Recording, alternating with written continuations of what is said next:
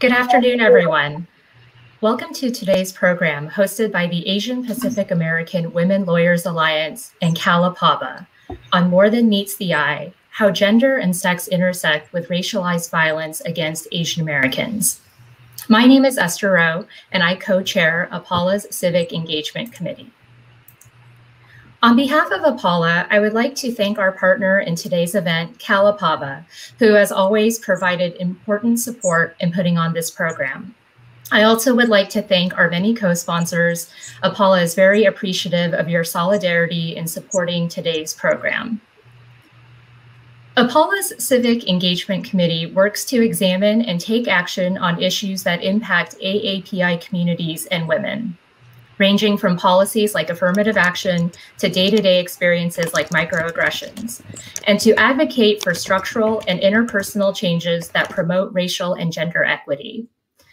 Today's panel came together in collaboration with conversations we had with Karin Wang, our moderator today, following the murders of 8 people, including 6 Asian American women in Atlanta. We understood that the violence that was inflicted in Atlanta was not an aberration and not just the horrific acts of one bad actor. Rather, it was a result and reflection of the ongoing effects of a long history of intertwined racism and misogyny experienced by AAPI communities. Today's program examines the recent hate crimes against AAPIs with this lens. The tragedy in Atlanta occurred on March 16th, 2021. That was 10 weeks ago. Sustained media attention is important to keep the issues in the minds of mainstream society, but we also believe it is up to each of us to keep the inquiry going so we can understand for ourselves what has happened and why it has happened, and to advocate for change not only during times of extreme crisis, but also once the sense of an immediate threat has died down.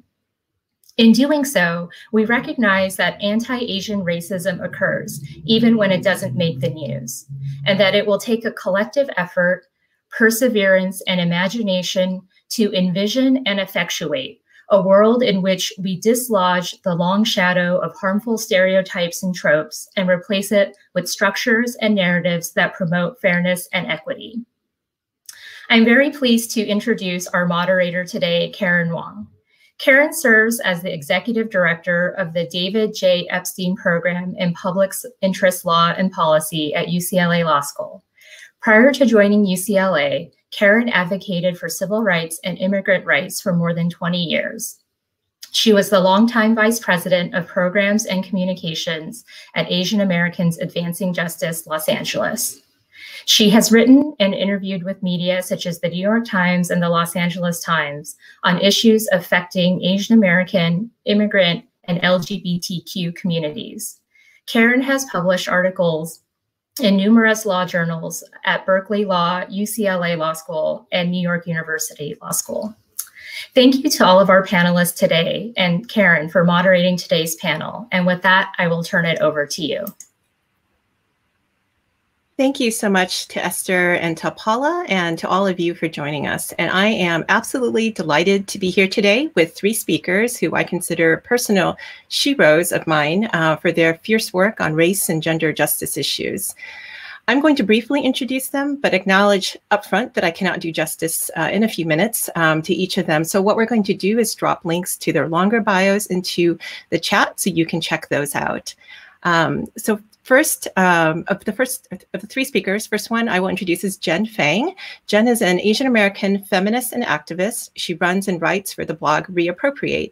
She also often comments on race and gender issues for other media outlets, and her writing has also been published in places like the Washington Post and Teen Vogue. And if you don't follow Jenn on Twitter or via her blog already, Reappropriate offers some of the most incisive analysis on everything from affirmative action to media representation, from activism and arts to politics. So welcome and thank you for joining us, Jenn. Thank you so much for having me. Next is Renee Tajima-Pena, who is a documentary filmmaker and professor of Asian American Studies at UCLA. She directs the Center for Ethno-Communications there. Among her many other accomplishments, she helped to found or worked at groundbreaking Asian American media organizations like Asian Cinevision and Center for Asian American Media. And she directed the Academy Award nominated film, Who Killed Vincent Chin, among many other documentaries on issues of immigration, race, ethnicity, and gender.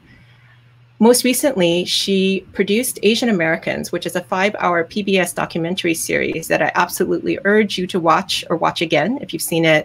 It's currently streaming on PBS and Amazon Prime, or support the independent filmmakers behind it by buying the DVD. But it's a great series you should see.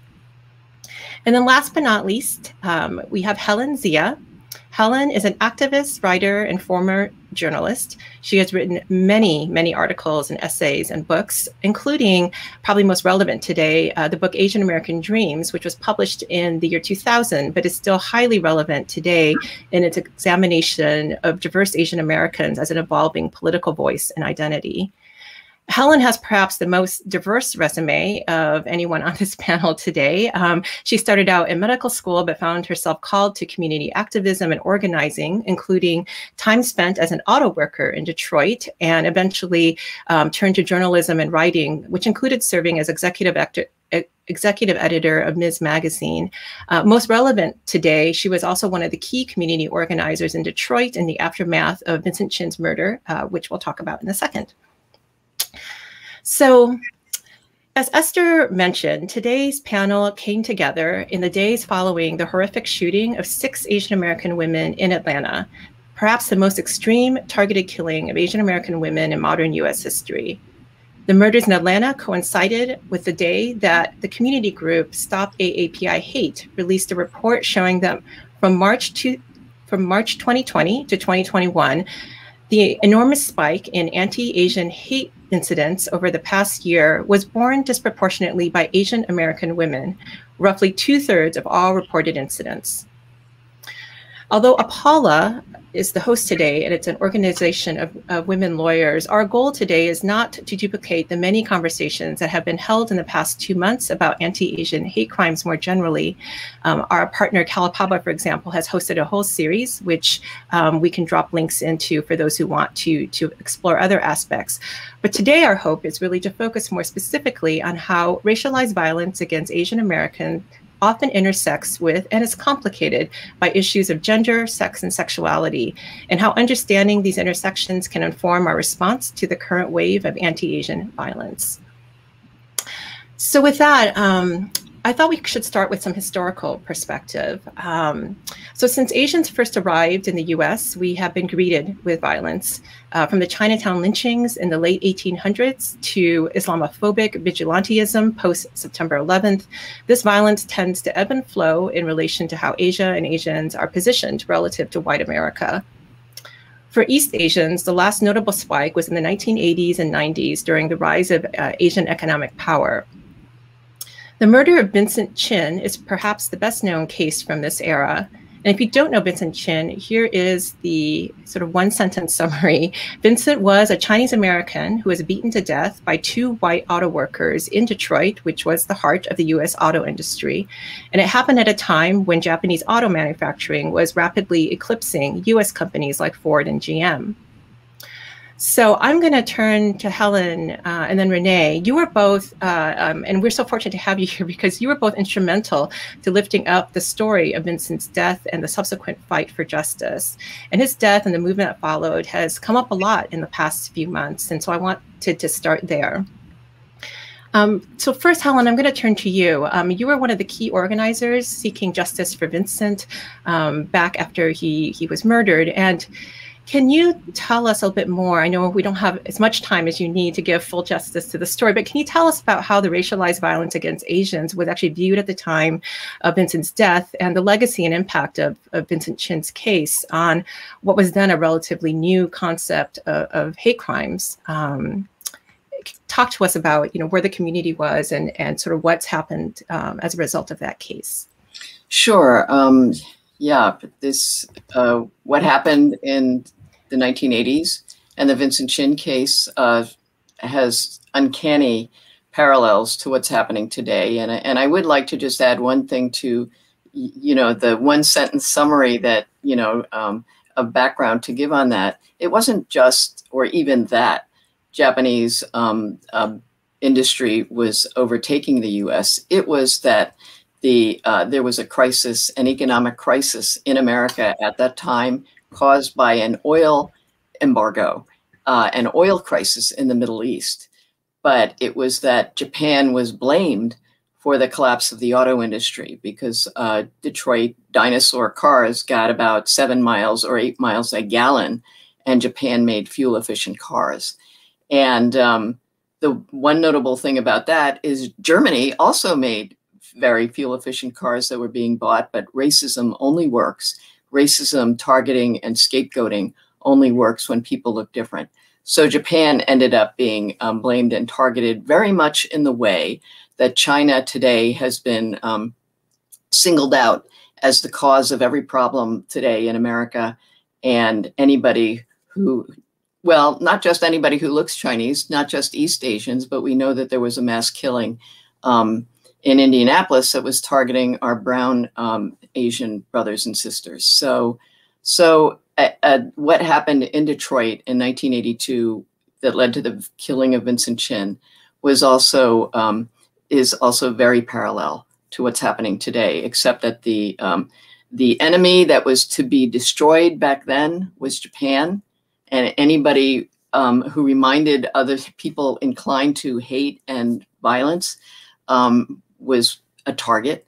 And today that's true for anybody who reminds someone of a Chinese enemy. Or and so we're in a time like that today. But I think I want to kind of bring us to, for those who might not be familiar or might not have been born around the 39 years ago when Vincent Chin was killed, there were not a lot of Asian American attorneys, men or women, in the US, all right?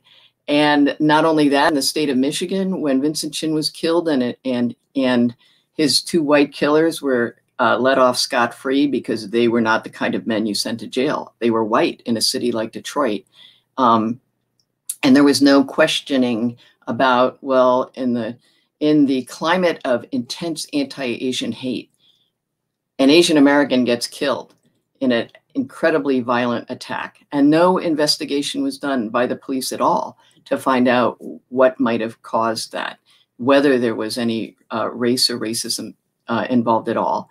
And we see that, that happened, just a couple months ago in Atlanta. The very first comment from the police was, oh, this has nothing to do with race. It had nothing to do with misogyny, though he didn't say that. That is, I think where we're going to go with this discussion. But in any case, back then, the community had to scramble. We were not a pan-Asian community. There was not an APALA, Asian Pacific American legal anything in the whole country. There were really only 2 advocacy groups on behalf of Asian Americans then, the Asian Law Caucus in San Francisco and ALDEF in New York. And neither of them really did criminal cases. This was a murder that took place. And so when the community, first of all, had to come together, and it was a time when one of the first meetings we had, we got almost all of the Asian American attorneys in the state of Michigan into the room with us, with the community folks and Vincent Chin's mother, to talk about what the options were when a judge sentences 2 killers to probation. And what can we do to challenge the judge's sentence there? And we had 10, less than 10 attorneys in the room. None of them did criminal law. And so we were scrambling. If you can also imagine, there was no internet. We didn't even have fax machines then. I know it was like dinosaur years. But so how do we start connecting? Well, it was all about community. Who did we know? Whose phone numbers did we have? Contacting ALDEF in New York, contacting Asian Law Caucus, contacting the communities where there were attorneys, and trying to delve into what options we had. And the first thing was, let's go talk to the judge. Can we convince the judge to vacate his sentence and to review that? Well, I'm sure that it hasn't changed today. Judges and their egos, you're not going to get them to admit that they made a mistake. Then it was also getting the community together to talk about race. And so that's a question today too, right? When we're out, in the community, on the street, talking to, how do we get the community together to stand up for civil rights? Now, 40 years ago, that was something our disparate Asian ethnic communities had not done. I did not have the experience of coming together as a Pan-Asian group. And so we actually had to have meetings to talk about, well, if we're going to bring up civil rights and ask for a civil rights investigation, do we have to talk about race? That was actually a question the organizers had to talk about over and over again and really explain to get the community representatives of the Department of Justice to come and meet with our, meetings of 300 people to go over what is it that we can do. Because at that point, the local police had done no investigation. There was not any information that we had about whether this could have been racially motivated. All we had was the fact that we knew we could have been targeted because that was going on every day. And so we had to have those discussions with ourselves and then extend it to the larger legal community.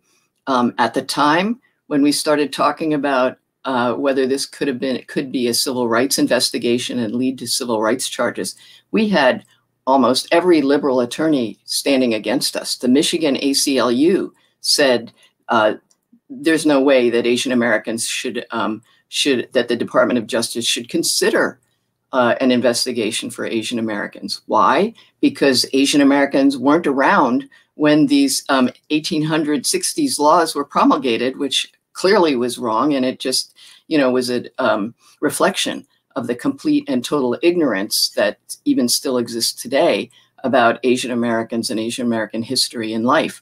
But so that was one of the arguments from the Michigan ACLU.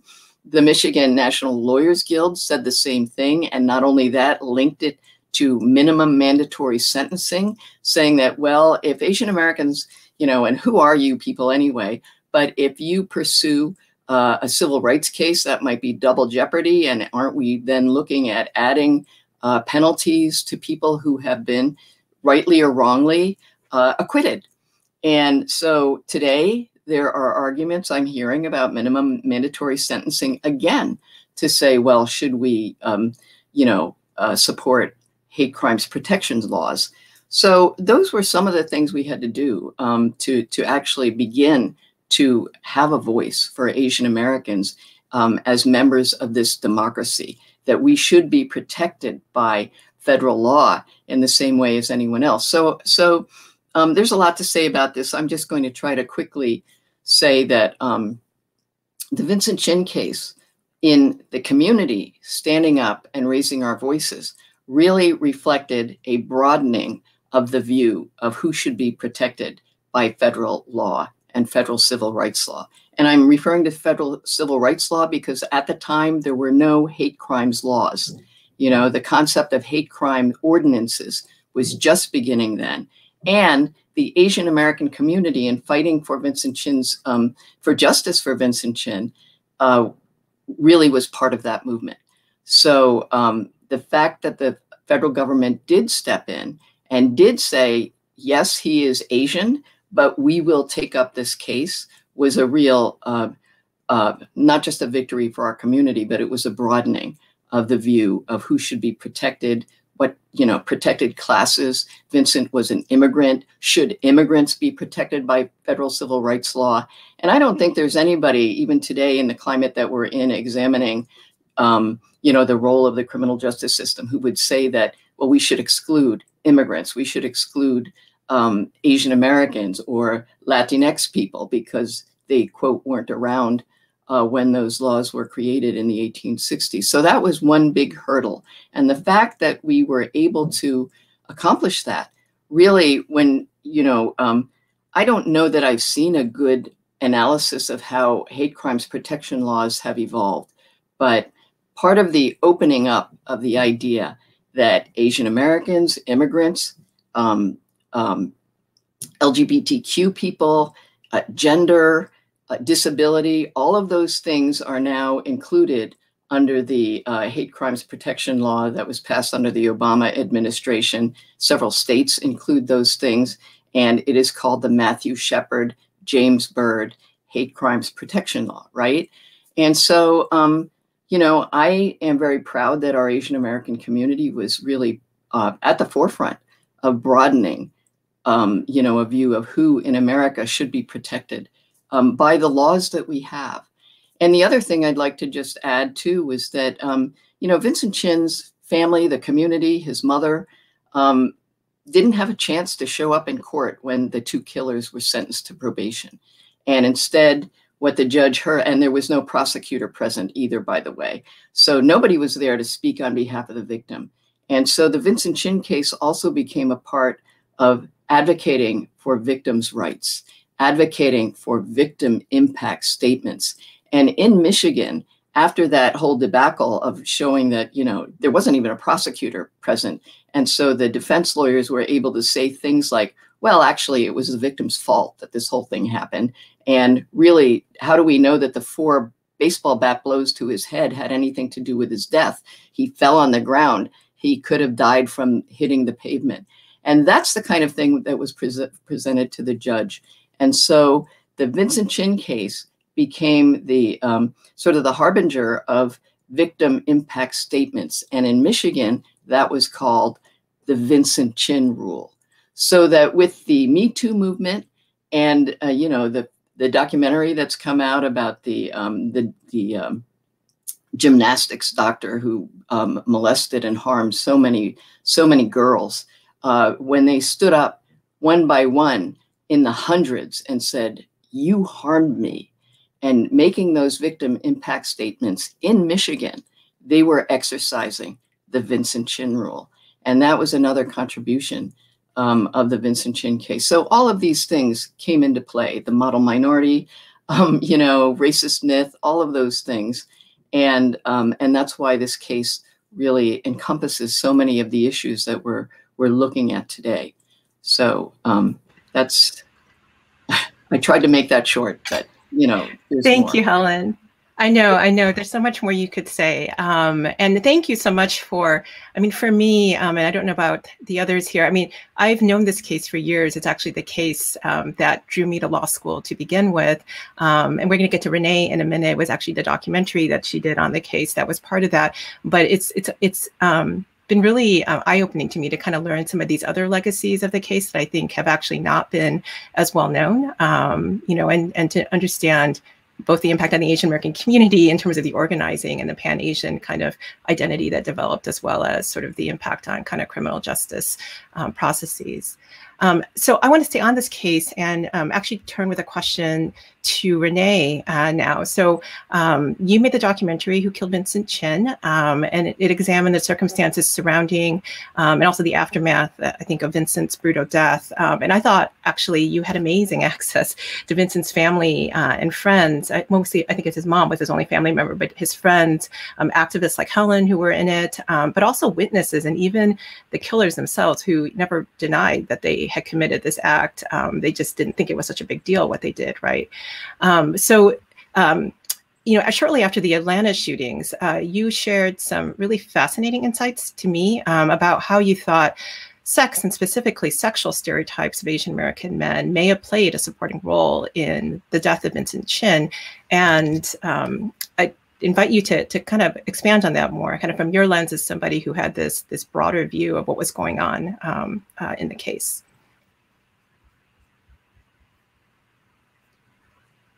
Oh, Renee, we can't hear you. I'm a filmmaker and I didn't have the sound on. Sorry about that.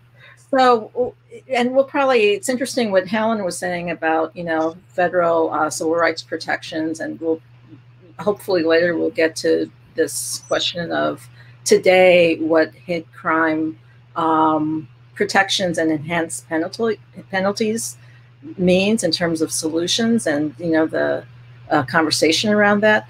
But in terms of, so I remember, you know, talking to everybody, including Ron Ebens and Mike Nitz, and, you know, their side and their lawyers, and then the Helen and people with ACJ and the lawyers and Lily and Chin's friends and family. And, you know, just look, and also reading the transcripts, I read like everything from, there wasn't much in the state case, but of course the federal case, there was, you know, quite a bit of testimony. We interviewed a lot of the witnesses, and it struck me that, you know, despite it, people keep on calling Ron Ebens a unemployed auto worker. He was not. He was a foreman. He had a really good job at Chrysler. He was a foreman. He had a family. He had no criminal record. And so why would somebody have so much rage that he, you know, from the parking lot of the Fancy Pants where they had a fight, he hunted Vincent down for almost, I think, up to 45 minutes. That's a long time to cool off. He had so much rage, and he took a baseball bat out of his trunk in front of witnesses and beat his skull in. And so the, you know, the evidence that the federal case rested on of this environment of the recession, the anger towards Japanese import, that he mistook Vincent for Japanese. And, you know, I think that was definitely a part of the environment. But what turned that, like, the yellow light to a green light? And I thought that in just being Asian American, I'm just speculating, but here they were when they were in the Fancy Pants, what the witnesses, the dancers, told me is that, you know, Vincent was like, had this banter going, you know, he was giving them money, and he was kind of, you know, I mean, he was just being a regular guy. And so there was some kind of argument in the club.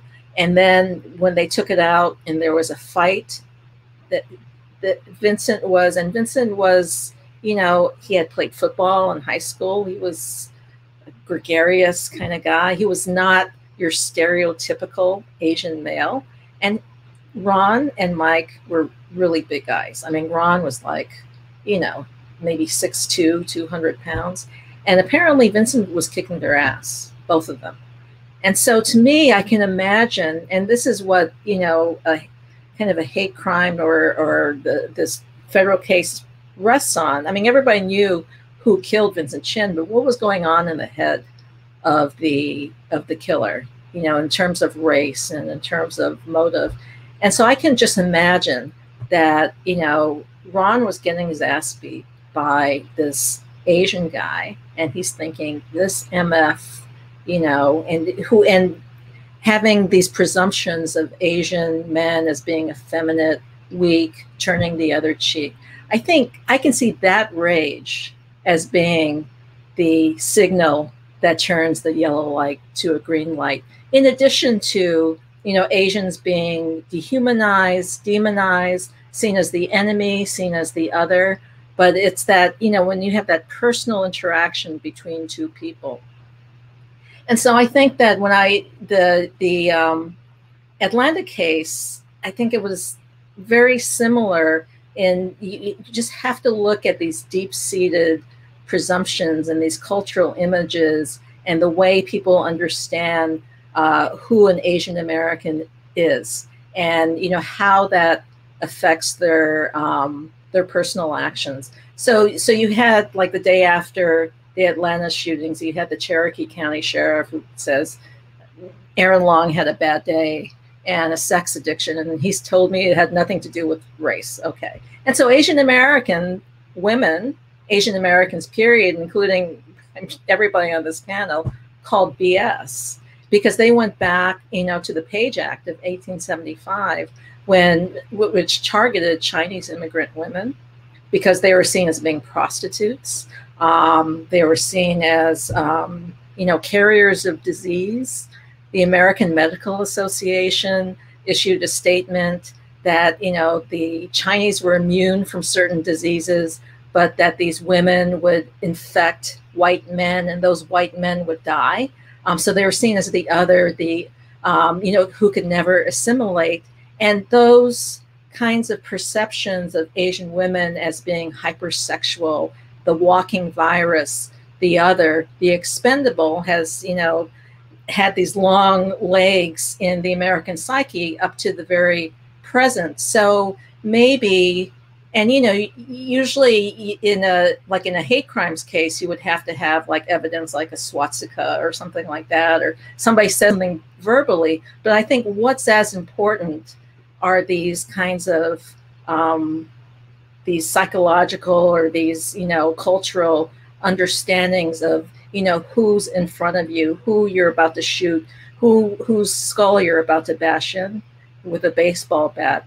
And so it goes beyond some of the and again, I think the environment, you can't deny that this environment, because data shows that after the Atlanta shootings happened a year to the day exactly after Donald Trump first tweeted Chinese virus. He did that March 16th, 2020. The shootings were March 16th, 2021. And certainly, that rhetoric in the White House and the GOP that we were the walking virus, we're causing all this calamity and death, that caused this, that triggered a lot of this upsurge. So, I think that environment, like the auto recession and the deep kind of economic pain Americans were feeling, I think that was, a part of the motivation, but also, this kind of looking at these women as being, these hypersexual, like they're his kind of, they were the evil ones drawing him in to this kind of life and into his addiction, as being, dispensable, as being expendable. I think that it's just, it's bigger than what can be litigated, maybe. I mean, I'm not a lawyer, so I don't know what the hell could be litigated, but it just seems to me that it's, you have to look at all the different layers. Yeah, no, thank you, Renee, for that. And as somebody who teaches in a law school and was a lawyer, or still a lawyer, I guess, I do think the legal system doesn't fully address a lot of these issues. Like you said, it really misses some of the bigger picture sometimes that is so critical. So, I appreciate you sharing kind of, sort of your thoughts about, some of what might have been going on in the Chin case, which I mean, some of this is like, I think because there's been so much additional unpacking of the Chin case almost 40 years later because of what happened in Atlanta. Both the things that Helen has shared and now you've shared, Renee, I think are new even to someone like me who has spent a lot of time trying to understand and understand the case and understand what happened to Vincent. So that kind of element about, an Asian American male who doesn't meet the stereotypes of, they're expected of an Asian American man, particularly from a white Midwest, auto worker, sort of is an interesting idea. And I want to move to Jenn, whose work focuses, explicitly on gender and race. I just wanted to ask Helen if she had anything she wanted to say briefly, on the Chin case, and she were there. I don't know if that issue came up at all. If you have anything you want to add briefly. Sure. Yeah. To what Renee was saying, those were all issues that came up in the community discussions. The question of, Vincent was there for his bachelor party. He was getting all of the attention. He was spending money.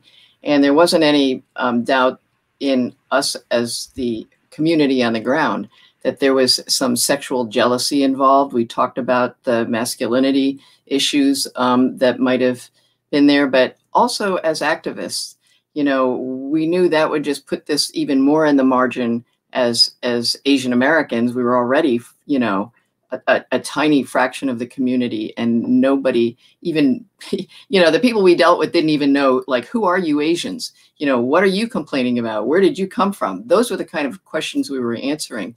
So, we did not get into, more of the intersectionality questions because people couldn't even, grok the idea that we were Asian Americans. So, but yes, if we delve into these, other layers, they're definitely there, and good questions to ask because they're very relevant to today. Thank you, Helen. And that's so interesting that that was there. And I think it speaks to the inability of the legal system to deal with intersections, right? That you had to kind of, you saw it, but you kind of brushed it aside. And I think that's a good segue over to Jenn, because, you know, I want, Renee already started to get into this, but, you know, we've touched now on the idea of kind of one of the major tropes around, you know, Asian American sexual stereotype, which is the desexualized Asian male. But the other common trope is that hypersexual Asian female that Renee talked about, and the accompanying fetishization of Asian women that goes with it, and both of which reared its ugly head, as Renee pointed out, in Atlanta. And so, Jenn, I mean, a few days after the Atlanta shootings, you had a great piece in the Washington Post titled "Asian American Violence is Often Inseparable from Misogyny." And I think it would be great if you can unpack that for us. I mean, in a few minutes time, but kind of, you know, tell us, you know, why are racism and sexism so intertwined for Asian American women? Maybe like the, you know, 5 to 7 minute version. Right, the very, very short version of that question. I really appreciate that question.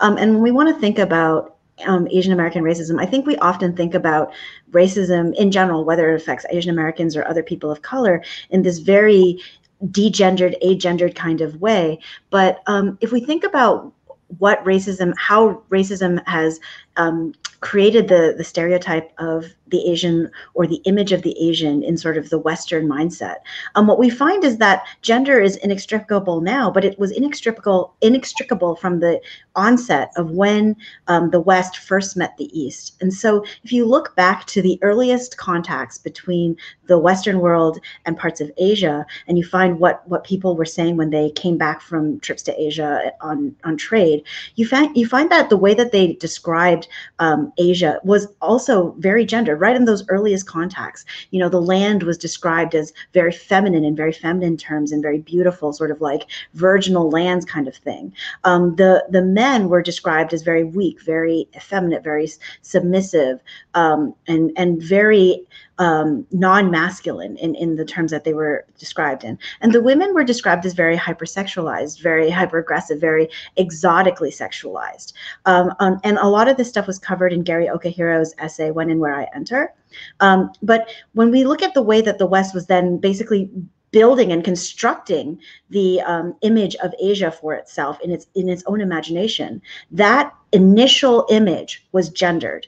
And the reason for that, we can come to understand, is that the West is creating its own sort of, in its own imagination, a rationale for how it's going to position itself, how it's going to situate itself against Asia, and giving itself a rationale for its own dominance over Asia. And so those are being communicated for itself in gender terms of the Western world, this like implicitly masculine Western world, in relationship to Asia as a feminine land that needs to be conquered sexually, in relationship to women that need to be conquered and made submissive and conquered sexually, in relationship to the men who are so weak that there's a certain sort of like inevitability of this very masculinized Western world exerting its own military or cultural or political control over this new Asian land. So this is like centuries before even the formation of America. The way that Asia is developing itself in the Western imagination is gendered. And then you fast forward to the creation of America. We talk a lot about the 1882 Chinese Exclusion Act, but we don't really talk about the Page Act, as Renee brought up.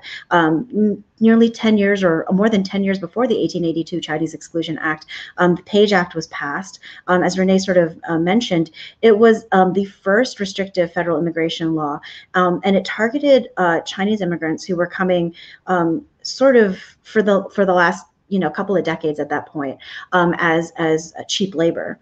But as women were starting to come to America, there became this sort of moral panic around the Chinese women, many of whom were brought as prostitutes, but not all of them were. But there was this moral panic about now what was the effect of Chinese women as being perceived as hypersexualized, connecting back to those earlier images of Chinese women as hypersexualized and sexually aggressive and morally suspicious. How can, now there was this panic over how they might be corrupting the puritanical white American man. And so the Page Act is passed to try to stop and exclude any immigrant that's deemed undesirable. But the Act's own authors noted that part of the effect of it was to effectively remove the impact or the influence of Chinese women as prostitutes on American men and their purity, and to sort of excise out this corruption or this contamination, this moral corruption or contamination that Chinese women were perceived to bring to America. And so even with some of the earliest restrictive immigration law, racism is inextricably tied to a sexist stereotype of Asian American, Chinese American women at the time. And the Page Act effectively eliminates virtually all Chinese women's immigration into America more than nearly 10 years before the 1882 Chinese Exclusion Act, and yet we rarely talk about that. And then if you fast forward again, Asian American women are continue to play this role of being constructed as sexually promiscuous, sexually aggressive, this sexually corrupting influence. And if you look at the ways in which the wars in Vietnam were constructed, again, in the American imagination, again, it's constructed through this lens of the Southeast Asian American woman as prostitute. If you look at, for example, the image of Full Metal Jacket, the film that popularized the phrase "love me long time" or "love you long time," that was again about portraying Asian American women as prostitutes to either be conquered by the Western man, the American man, or to be feared for her potential corrupting influence. And we see those tropes continue to play over and over and over again. And ultimately, the way that we can think about it is that racism is never separated from gender. The way that we experience racism as Asian American men, as Asian American women, that's inextricably tied to the ways that we experience sexism and sexist stereotypes. And so if we look again at Atlanta, we see the same echoes of the Page Act in the stated motivations of the Atlanta shooter. He was talking about feeling as if he was going to be corrupted by sex workers. And so he goes and he targets Asian American women under the presumption that they're sex workers, despite currently there's very little evidence that they did work in sex work. But he was acting basically from the same motivation as what prompted the Page Act in the first place, a fear of the Asian American woman as a sexually corrupting force and the need to protect sexual purity of American men through violence. And then I also just wanted to quickly mention, this is all happening in the context of a year or more of rising hate crimes. And as you mentioned at the outset, Karin, many of those hate crimes and hate incidents being experienced by the Asian American community are being experienced by Asian American women. Roughly 2/3 of self-reported hate incidents are being reported by Asian American women. And so we can think about the ways in which the stereotypes, the racist stereotypes that Asian Americans experience, both as men and as women, how the influence of gender is coloring, pardon my pun, the ways that we're experiencing that racism, whether we're being seen as potentially more vulnerable as victims because of the ways in which Asian American men might be perceived through these longstanding stereotypes as being more physically weak, more disengaged, less aggressive, or whether Asian American women are experiencing different forms of hate incidents, in part because we're experiencing the intersection of racism and sexism and these sexual stereotypes. Well, thank you, Jenn. I'm always so impressed with all your knowledge, including the legal knowledge as a non-legal scholar. So thank you for walking us through that history. I also wanted to ask, because I pitched a question to you first, but both Helen and Renee, I know, have a lot of your work has been at the intersection of race and gender, or race and sexual orientation, in your speaking, your writing, your media projects. So I just wanted to invite both of you, to share any thoughts you might have, around this question about how sexual stereotypes about Asian Americans, the harm they've caused, and quite honestly, like what they've done to maintain a narrative of white supremacy that lessens our humanity, and I think helps to lay the groundwork for the kind of violence that we've been seeing. So I don't know, maybe Helen, start with you, and then Renee, if either of you want to add to this this conversation. Helen, you, I think, are muted. They keep unmuting us. I think Jenn covered very well the, the sexualization and racialization and the relationship there. And this whole point about the intersections is, intersections, really, we're talking about the margins. We're talking about Asian Americans are already, as a racialized group, and viewed as a monolithic group that is in the margins already. And then if we start talking about, gender, sexual orientation, poverty, or any of those things that add to the layers of being marginalized, it really renders an already invisible group invisibilized. And we see that over and over again. And the way American culture and intellectual culture is, emphasizes categorizing people, right? And we know that we're talking to an audience of lawyers. So law is structured. These are property crimes. These are people crimes. These are sex crimes, and what do we do with people who are, overlap? And so, we're human beings. So all of us are complex, creatures, and we have multiple areas of identity, intersectional identities. And so the idea that any human being would just fit into one place. But what happens when you're an Asian American woman or an Asian American queer person? And, we get into the issues of violence, for example. And I don't want to go into, well, I guess I'm going to go into things, but some of the examples I give, I might be triggering kind of things.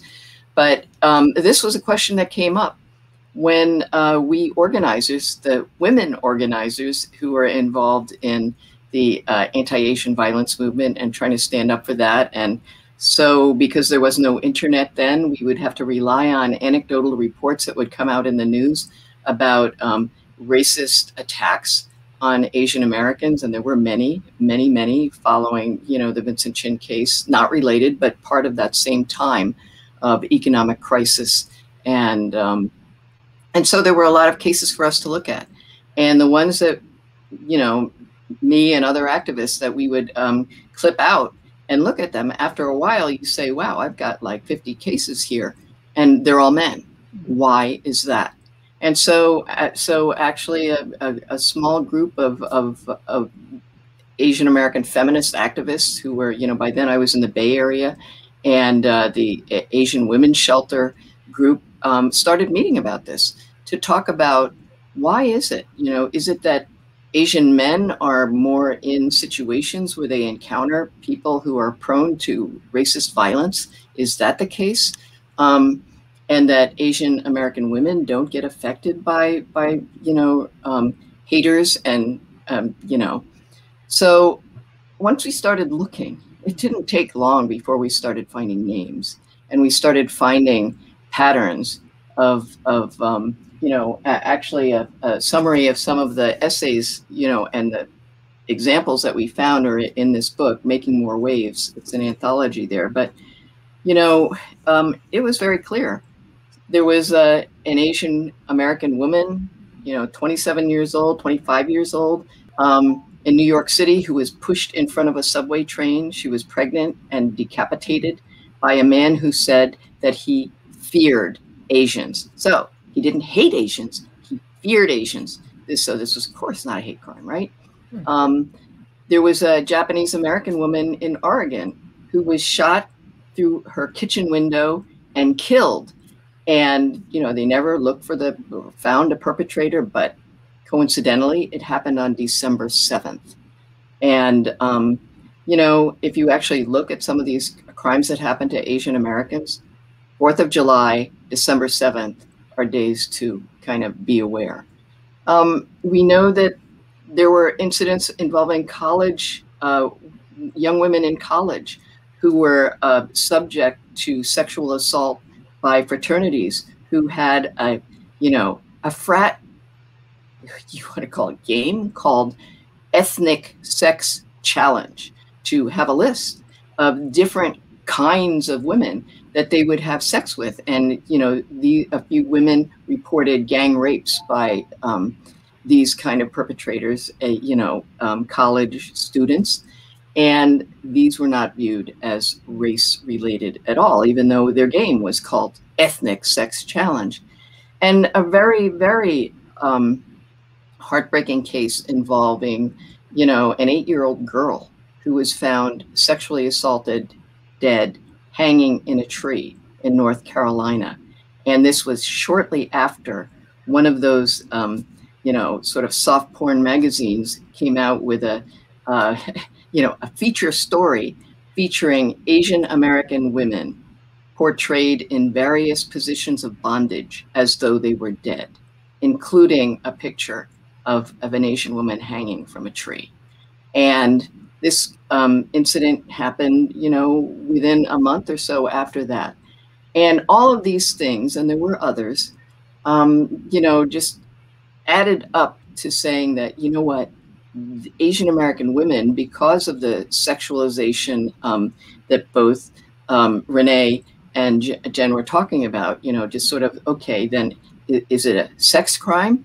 Is it a, you know, and then of course we know that women in general, women in general are marginalized in the criminal justice system. And so they're sort of shunted there. And what about the race of the women? You know, and we can go into LGBTQ targeted people too. You know, the some people might remember the name Jeffrey Dahmer, the, you know, serial killer who sought young men, and the 14-year-old Lao refugee kid who was a target of him, Konarak synthesymphone. And again, you know, oh, well, you know, is this a you know, a sex crime, or is it a race crime? And what happens is that nobody answers that. And one of the biggest problems with hate crimes laws is that the people on the ground, the police and the DAs, are the ones who decide. And just like we saw in Atlanta, you know, here's, you know, the sheriff who says, oh, it has nothing to do with race. Well, what, first of all, do many of these cops know about racism, right? And then we find out that, oh, yes, and he's contributed to Make America White Again.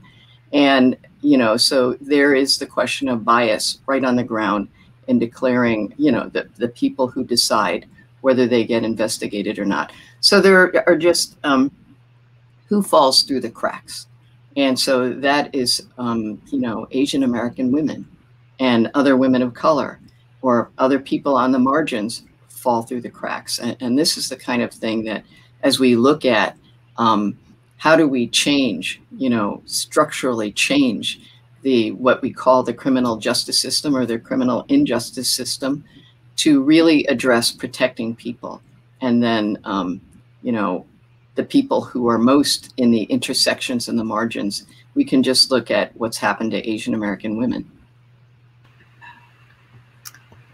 Thanks, Helen, for unpacking that. You know, you and I actually traded some emails about this in planning for this, but you know, it was really striking to me after Atlanta that that I first was thinking about this issue because of a conversation I had with you in law school, which was many years ago, because I was researching the issue of violence against women and how Asian American women both fell through the cracks in terms of domestic violence advocacy, which is very white-centered and still is heavily that way, not so exclusively anymore. But also the hate violence work, which actually has been so central to much of Asian American civil rights mobilization in the last 4 decades. And, you know, you had framed it as, you know, Asian women being missing from this national conversation. And, you know, I remember, you know, spending, you know, as law students do, spending weeks and months kind of writing, you know, a paper that no one's ever read since then, you know, on it. But what was, you know, really depressing to me was, you know, some 25 more years later with Atlanta, you know, seeing that those same issues were still playing out, right? Like, was the community, was law enforcement going to embrace an intersectional crime where there was both elements of sex and gender as well as race implicated? Was it going to be lifted up as, you know, a case of hate violence? And it was interesting to me after, you know, our conversation all those many years ago that, you know, in the years subsequent, I've seen that the cases the Asian American community has lifted up in terms of our hate crimes mobilization, every single one is a man, ostensibly, you know, heterosexual, you know, guy, because it's just someone whose case is uncomplicated by sexual orientation or gender preference or, you know, kind of gender identity or gender altogether. And so, you know, we still haven't figured out how to unravel that. And I don't think our legal system is any closer to it. It is striking, you know, that I do think, and you said this too, I mean, this is not an issue just for Asian women. I mean, I was talking to someone about this shortly after Atlanta, and sort of, you know, one of my colleagues at UCLA Law, Kimberly Crenshaw, is involved in the Say Her Name campaign, which has been lifting up, you know, Black women who have been the victims of police violence, because their cases often get lost in the national narrative. And so it's this intersectional issue, and being lost at the margins or the intersections, as you said, is very, very real, and certainly not specific to Asian Americans. So I've been struggling with what are we going to do as a community to ensure that the victims in Atlanta, you know, whose names most of us don't know, partially because some of the families have not wanted to center them, but still we know Vincent Chin's name, we know Jose Villeto, who was killed in Southern California, but do we know, will we know these Atlanta names if we even know them now, right? Renee, I also wanted to, you know, come back to you to see if you want to add or expand on any thoughts around this intersection of, you know, race and sex and gender, given your work. Yeah, I mean, the direction that Jenn and Helen have been going, it's really made me think a lot. I mean, you know, what Helen was saying, you know, the story of how they made people look intersectionally at these incidents of violence, it really, that's why Asian women need to be at the table. As lawyers, as, you know, journalists, as scholars, as communicators, because we know our truth, and that's often not known at all. I mean, you know, sometimes it's anecdotal, but lived experience is, you know, really important. So we know our truth, and that's what people were, you know, the argument Asian American women were making after the Atlanta shootings is, we know this to be our truth, and you've got to listen to it. And also the data. So what the other thing Helen was explaining is, you know, you go from proposing that truth and investigating and then developing this data. But there's that tension always. And as a filmmaker, you know, I'm always aware of that, between the story, the anecdotal, and also the data.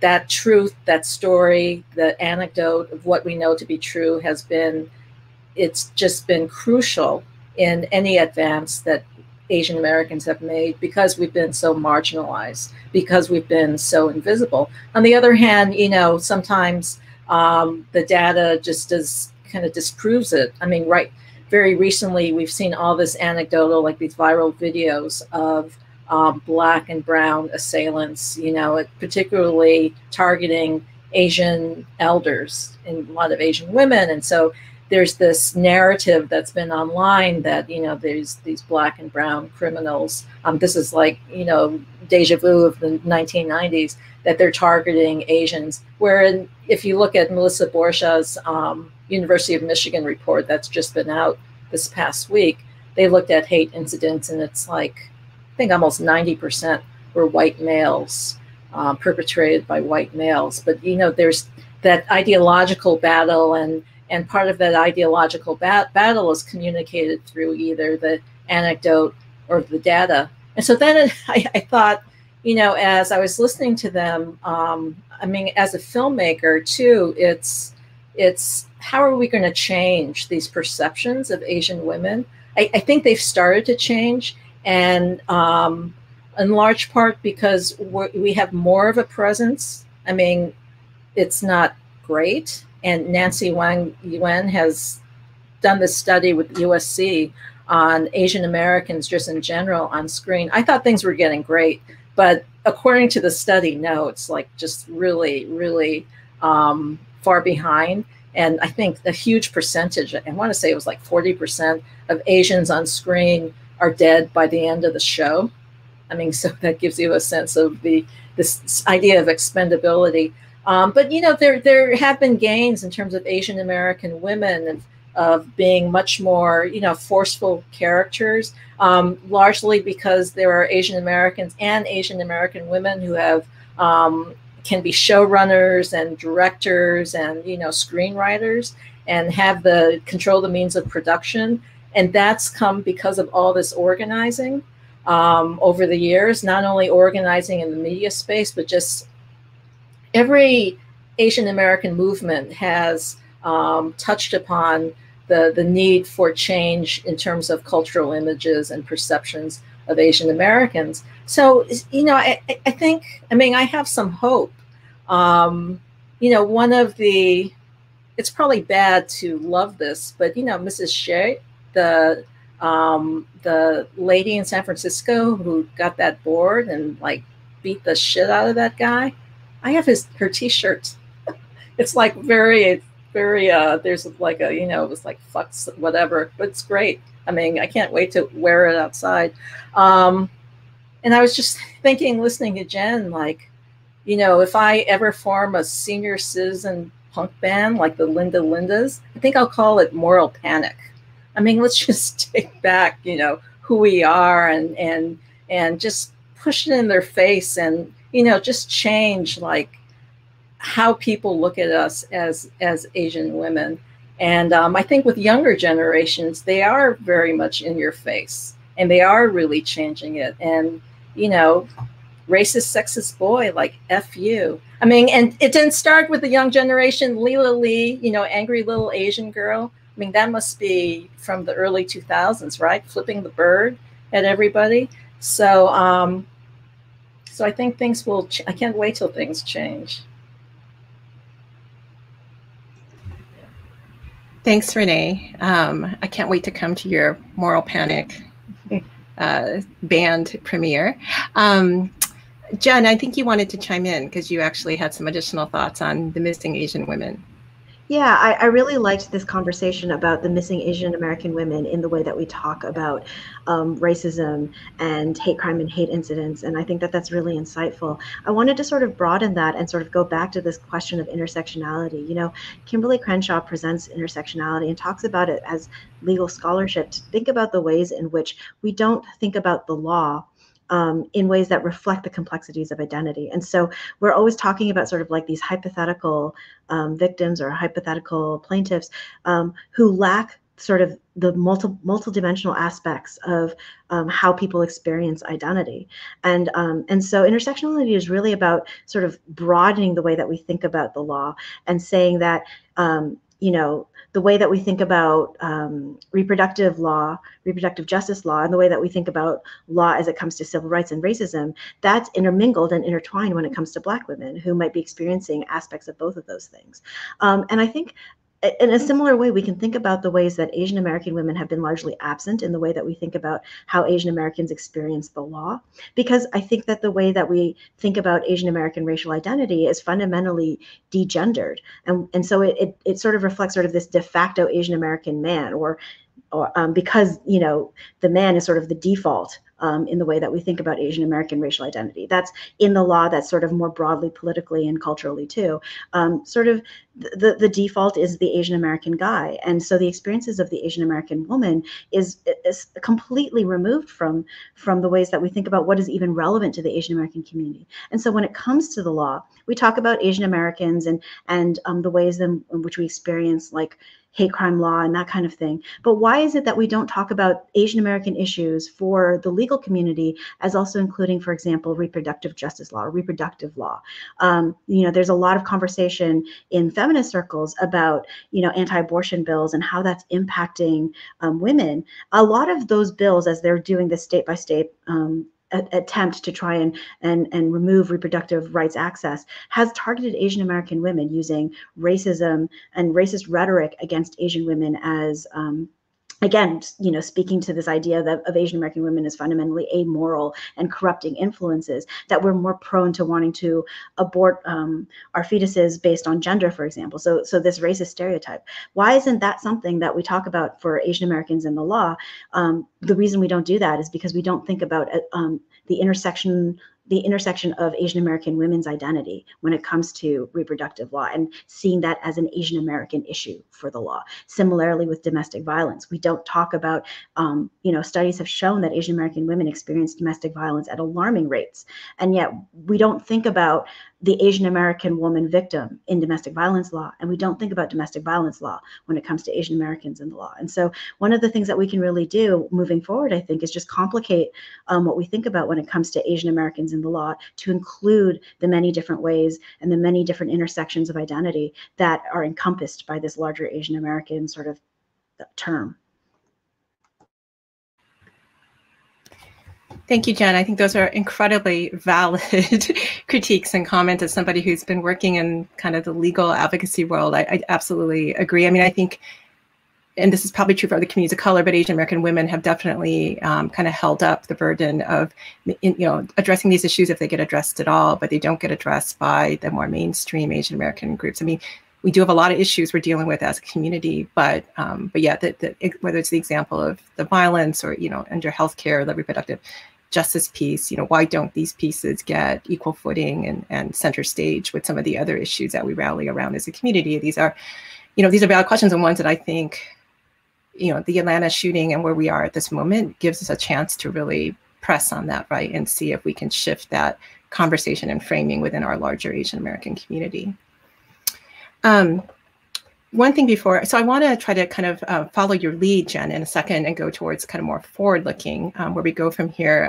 There was one clarifying question that I tried to clarify through chat. I want to make sure I clarified it correctly on Helen's behalf, but someone actually just wanted to clarify what was the significance of the dates, July 4th and December 7th. I think, Helen, you may have mentioned that in your comments, and I don't know if you just want to verbally clarify that.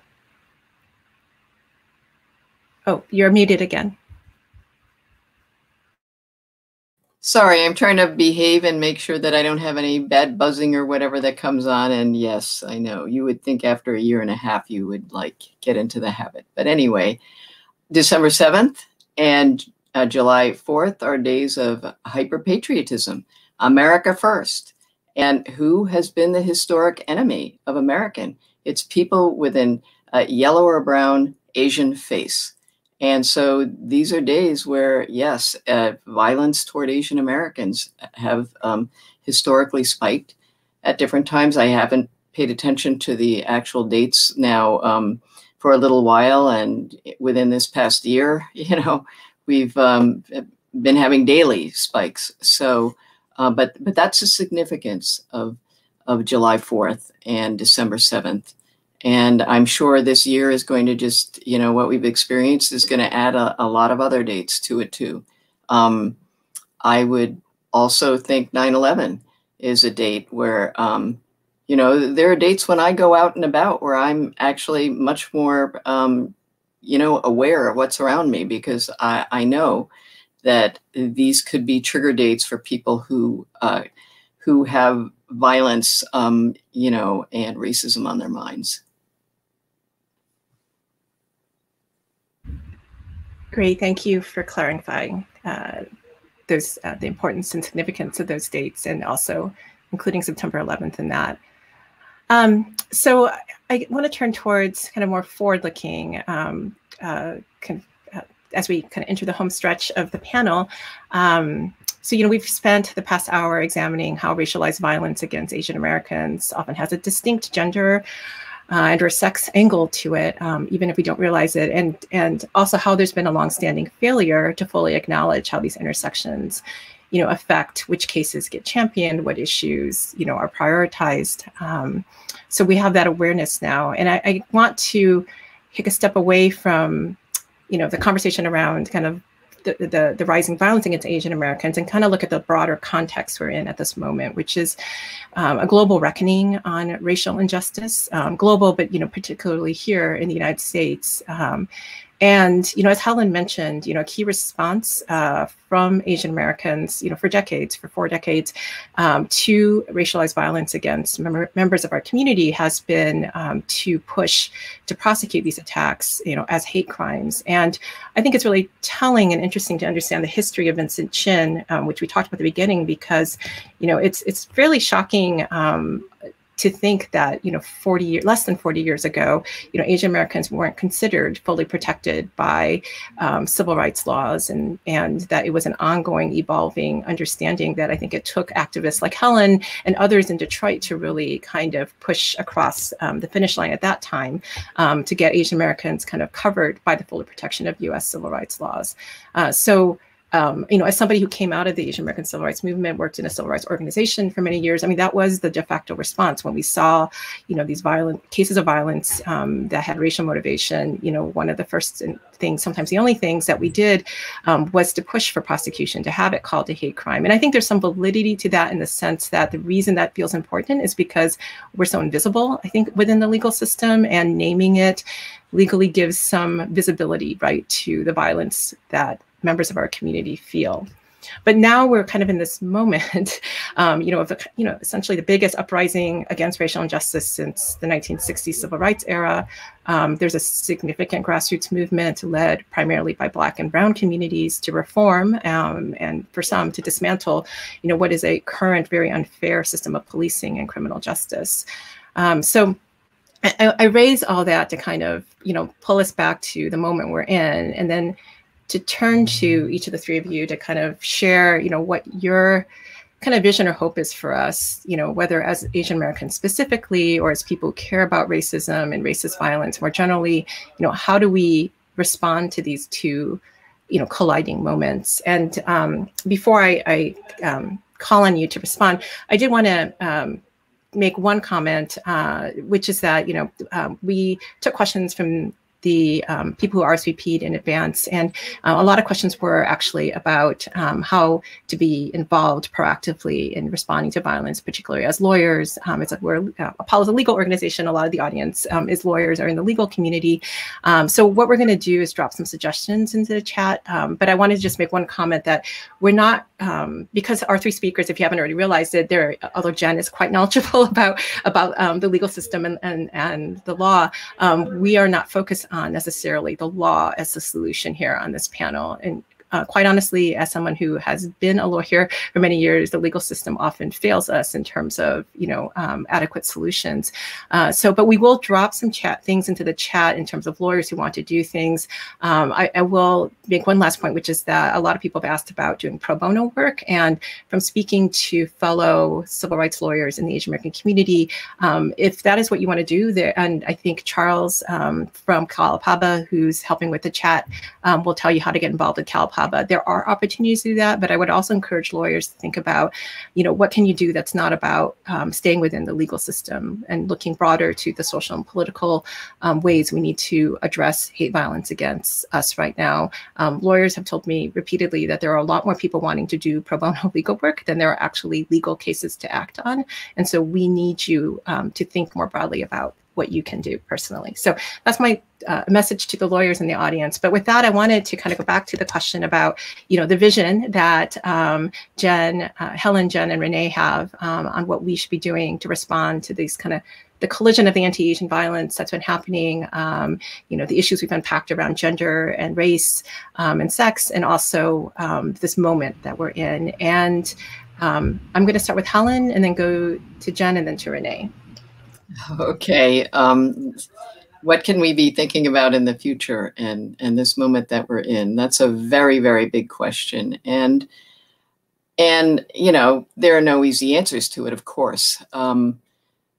When I think of where we're at today, I also, I don't think the invisibility that Asian Americans had, in the 1980s with the Vincent Chin case, when we had to answer questions like, well, where did you people come from? Really? Asian Americans, you're here.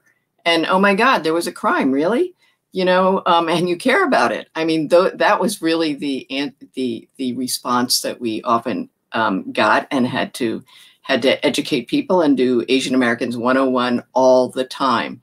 And sad to say, 39 years later, I don't think we've progressed that much in there.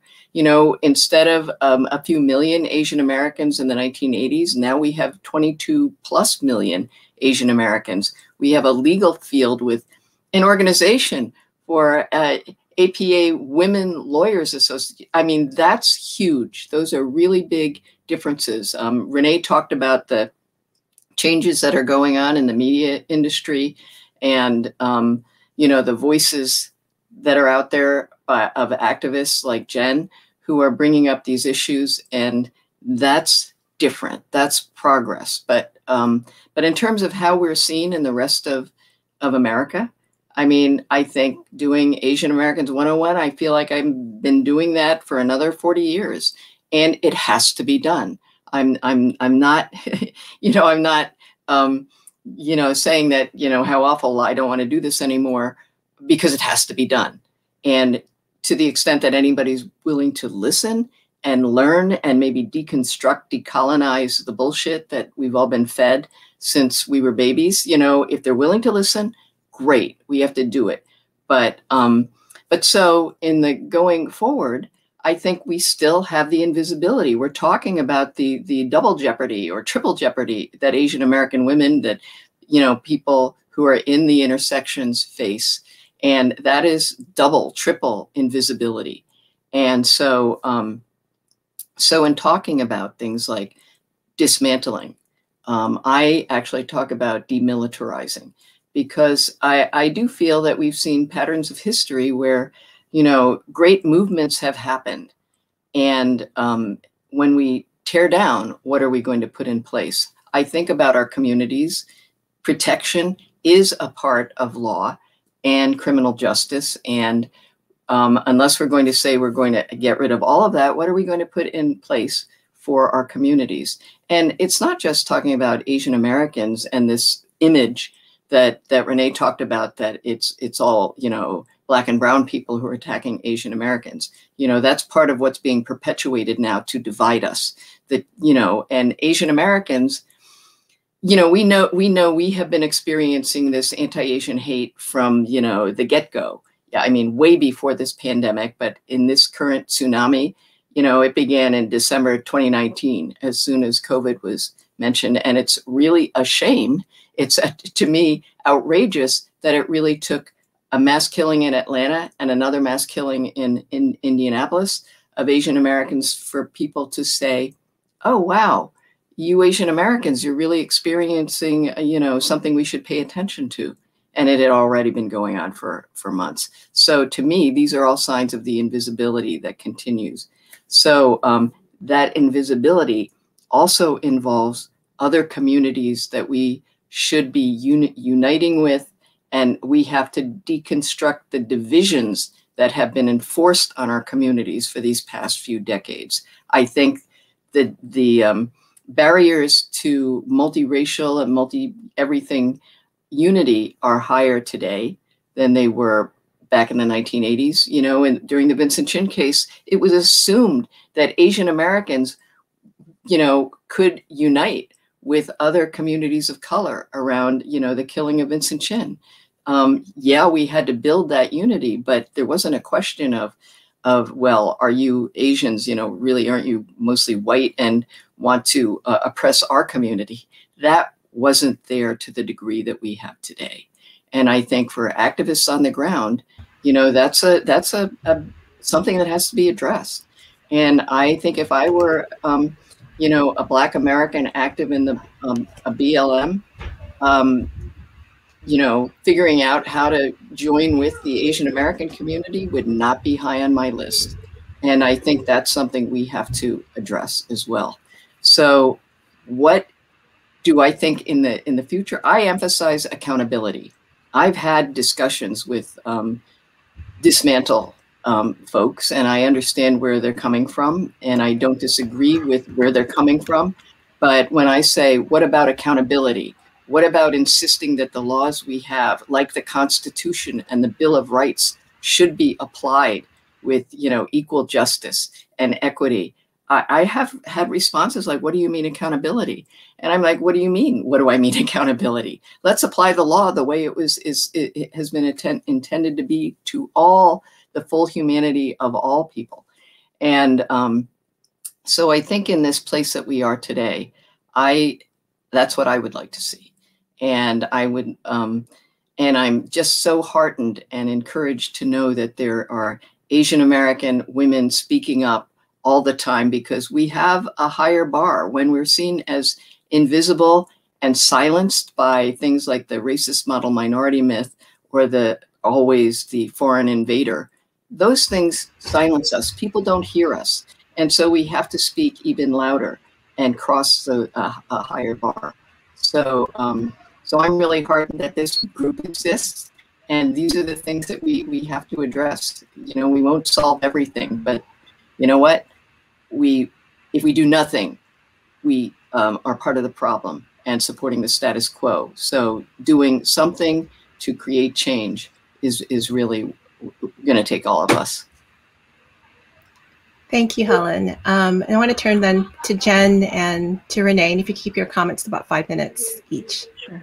Yeah, and I really appreciate the question and how do we move forward, right? Like Helen, I really think we need to focus on solidarity and building connections. You know, Helen has really talked a lot about interracial solidarity work and the importance of doing that. Like Helen, I really believe that that's key to what we need to do, especially, you know, if we're going to be pursuing potentially anti-carceral solutions. I think one thing we need to be doing is making connections within our local communities between Asian Americans and other communities of color to learn exactly what kinds of solutions we're proposing and how that's going to impact not just our safety, but the safety of other communities. And there's a lot of shared experiences there when it comes to experiences with police violence and state violence, that we can find common cause across different communities, across different races. And so I think we really need to be, as Helen said, having Asian American 101 in conversation with other groups and learning as much as teaching about who we are and what our experiences are. Within that also, we also need to be doing better work about creating connections within the Asian American community.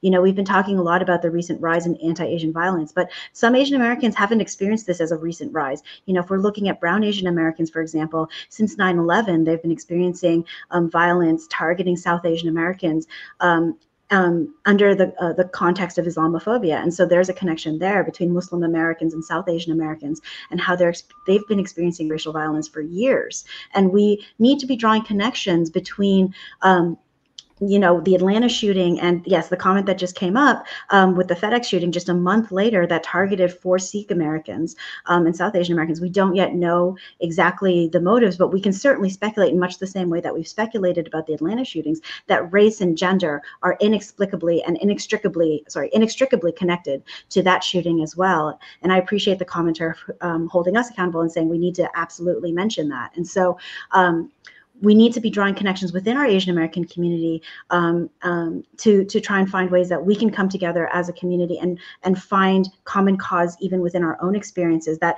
diverge so sharply from one another and still organize around the things that we share in common. And so looking forward, I really believe that just having more focus on trying to find and build those bridges, learning the lessons from our sort of movement leaders in the past, that really, I think the way forward, the way towards liberation is about educating one another, educating ourselves, learning from ourselves, holding others accountable, holding ourselves accountable, and just trying to find ways that we can organize and unite together. Yeah, I think that, I mean, one thing that was important in terms of the Vincent Chin case that Helen mentioned is Asian Americans should be equally represented by civil rights law. But I think the law and the justice system does matter. Like, what are the solutions? You know, how do we address anti-Asian violence or racial violence as a whole? And you know, in the 1980s, with that upsurge of anti-Asian violence, we really did see enhanced penalties as being the solution. And we also saw perpetrators as being white. Now that started to change. The whole narrative started to change in the 1990s with the LA uprising, and then, you know, a lot of conflict with Black and brown communities. And then, of course, into today, I talked about like this perception that's fed by viral videos that they're, you know, that they're Black and brown, particularly Black perpetrators committing violence towards Asians. And so there, in an interesting way, you have this bipartisan decision immediately after Atlanta that yes, we will have these hate crime data, which is good, but it opens the door to enhance penalties. And so in terms of looking at things intersectionally, it's also class and race, and I mentioned the data as being it's even though anti-Asian hate incidents are overwhelmingly committed by white perpetrators. I was in another talk recently, and somebody was saying that actually hate crime penalties have been disproportionately directed towards people of color, defendants of color lately. So it was really interesting in the shift in this perception that it was white perpetrators, and now it's perpetrators of color, and there's more of this bipartisan kind of openness to more policing and more and harsher kinds of penalties. And when I talk about the intersection of like class, I mean even in New York after that there was a 60-ish Filipino woman who was beaten horrifically in front on West 43rd Street. And I read this article in the New York Times, even the NYPD, the spokesman was saying, well, these incidents in New York tend to be people who are, he didn't use the word impacted poverty, but that's what he was describing. People who are unhoused and they had serious mental health issues. That perpetrator, had killed his mother and he was out on parole. So to me, the long-term solutions are, mental health services, housing, social services, as well as anti-racist kind of education and organizing. But of course, it's complicated because short-term solutions are, people want to be protected. So how do you explain, like, how do I tell my mother, okay, you have to look at things in a much larger kind of intersectional way. She just wants to know, can I go out on the street and be safe? So I think it's very complicated. One last thing I'd like to say is just a personal kind of experience of this year as an older Asian woman and hearing, and I was thinking, because I read the statistic that so many Asian women were being targeted. And I thought in this past year, I've been all over Los Angeles because I was filming the Black Lives Matter protests, which was almost, exclusively young people, Black, white, brown, Asian, indigenous. And I always felt safe. And I was always out on the street at night. Sometimes I'd be looking for the march. And they know who I was, but I'd see like a young person with a t-shirt, political t-shirt. And I thought, oh my God, now I'm going to be safe because I knew these young people were there to defend me. They were there for justice. They were there to protect people like me, in a larger way as well as in a very personal way. So even though, and again, it's the data. Studies have shown that, these protests have been peaceful, but all the protesters have been demonized as being violent. But they're the ones, those young organizers are the ones who are rethinking these solutions. They're the ones who are really keeping us safe. Thank you all. And Renee, I'm sorry if I missed this. Did you want to just mention, we put up the links to the May 19th project. Okay. Do you just want to, 2 sentences on that? Yeah, so as a result of this kind of narrative of anti-Blackness, Jeff Chang and I mounted this crazy, we produced 14 videos in like 6 weeks time. It's called the May 19th Project, #SolidarityIs, and every day from May 19th through June 1st, we're rolling out videos, short videos on social media platforms on the legacy of AAPI solidarity with other communities. And some of them are legal things, so I hope you watch and post and share. Thank you for doing the videos and also sharing that with us. And then we are at the end of our time, so I want to say thank you to Renee, to Jenn, and to Helen for making time in a very busy month to be with us. You've given a lot us a lot to think about and ways forward when it comes to structural responses, I think, to violence against Asian Americans. I feel like a lot of our focus sometimes is on the short-term individual punishment of specific perpetrators. That's what the criminal justice system has, zeroes in on. But I think this closing conversation really makes us think more broadly about how do we fix the problem more structurally going forward. And I hope all of us can move forward with a better understanding of the intersections of race and gender and sex, and also keep in mind those who fall through the margins, whether it's the 2/3 of reported incidents to stop AAPI hate, whether it's the 4 Sikh South Asian women in Indianapolis or the 6 East Asian American women in Atlanta, or some of the cases Helen mentioned. Our hope is that we can better center these voices as a community going forward.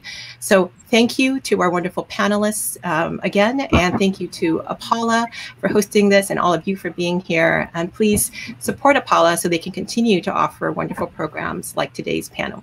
Thank you all.